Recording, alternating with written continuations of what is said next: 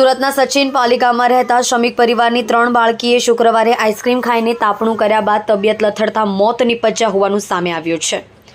એક સાથે 3 બાળકીના મોતની ઘટના બનતા આરોગ્ય વિભાગ પણ દોડતું થયું છે। ત્રણેય બાળકીના મોત આઈસ્ક્રીમ ખાધા બાદ થયા કે પછી તાપણા સમયે કોઈ ઝેરી ધુમાડાને કારણે થયા છે તેની તપાસ હાથ ધરવામાં આવી રહી છે। ત્રણેય બાળકીના મોતનું ચોક્કસ કારણ પીએમ રિપોર્ટમાં સામે આવી શકે છે। મળતી માહિતી મુજબ સુરતના પાલિકામાં રહેતી ત્રણેય બાળકીએ આઈસ્ક્રીમ ખાધા બાદ તાપણું પણ કર્યું હતું। ત્યારબાદ ત્રણેયની તબિયત લથડી હતી અને તેમના મોત થયા છે। તેમના મોત આઈસ્ક્રીમ ખાવાથી કે તાપણાનો ધુમાડો લાગતા થયા છે કે પછી અન્ય કોઈ કારણોસર થયા છે તેની તપાસ હાથ ધરવામાં આવી રહી છે।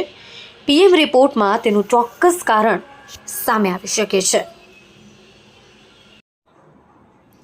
કલ્પેશ રાણા સાથે જોતા રહો news 9 Gujarati news channel Surat.